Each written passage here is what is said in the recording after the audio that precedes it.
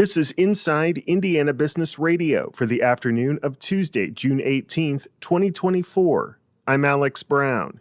Kim Ryan was named CEO of Batesville-based Hillenbrand in 2021. Since that time, she says the manufacturer has increased its emphasis on processing equipment for various food products after acquiring a number of food companies. This was an end market that we moved into because the demands in this end market have been growing with a growing global middle class.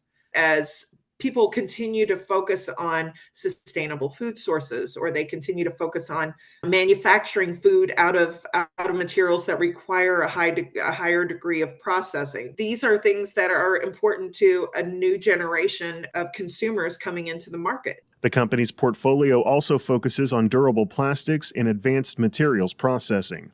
Meatpacking company Meats by Lynn's held a ribbon-cutting ceremony today for its new $52 million, 120,000 square foot headquarters and production facility in Hammond. The company restated its commitment to transition over 300 jobs from Calumet City, Illinois, to the new location. The Indiana Office of Community and Rural Affairs has announced the Dearborn, LaGrange, Wabash, and Warren County regions as the finalists in the 2024 Stellar Pathways program. The program will ultimately award nearly $13 million to two of the regions to support community development projects. Winners will be announced in January. From the number one source for Indiana business news, this is Inside Indiana Business Radio. IBJ Media, Inside Indiana Business, and the Indiana Economic Development Corporation invite you to the Engage Indiana series, presented by CareSource, Indiana University, and Old National Bank. With an unrelenting focus on growing Indiana's economy, we'll dive into each region's unique challenges and distinct opportunities for growth. 9 regions, one goal. Indiana's bold future starts here. Discover more and register at ibj.com/engage. A Fort Wayne man convicted for harassing and intimidating U.S. Representative Jim Banks was given a pass by federal prosecutors, according to the congressman. IIB's Sarah Simcox has details. In December, Banks sent a letter to U.S. Attorney General Merrick Garland, noting that federal prosecutors declined to act on the case despite apparently pursuing similar cases in other districts. Banks's office publicized the letter following an op-ed written by Garland condemning political violence, noting that Garland never responded to his concerns about the threats against the Banks family. Meanwhile, a Texas man who threatened California U.S. Representative Maxine Waters was sentenced to 33 months in prison by federal prosecutors this week and fined $10,000. Aaron Thompson pleaded guilty in October to a level 6 felony as well as a Class B misdemeanor following repeated threatening calls to Banks' congressional office in April 2023 and was ultimately sentenced to probation in a case prosecuted by the state. Thompson told Capitol Police he was intoxicated and threatened Banks and his family because he disagreed with his political views.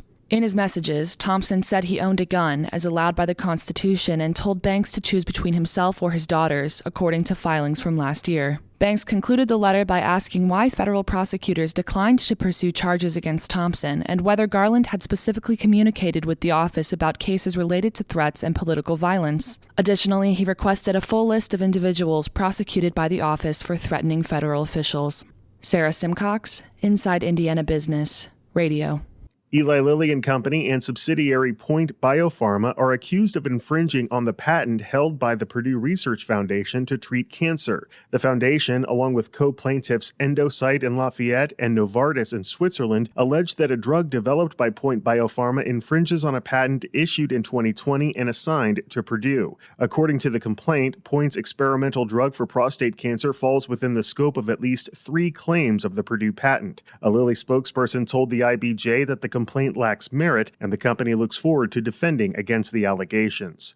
The U.S. Olympic swim trials are well underway, with more than 250,000 people expected to descend on downtown Indianapolis over the course of the 9-day event. And it's not just the Olympic hopefuls in the pool that are gearing up. Local businesses are hoping to cash in on the influx of visitors. Downtown Indy Inc. CEO Taylor Schaefer said officials learned from February's NBA All-Star Game in Indy that the more information provided to business owners, the better prepared they will be. And especially for an event like this, where it's 9 days, where you you have prelims in the morning and finals at night, where you have that kind of gap where people are going to want to be able to explore. They're going to want to be able to get food and beverage. There's something really powerful about making sure they're prepared with that information. Downtown Indy Inc. is estimating that the overall economic impact from the swim trials will be around $100 million.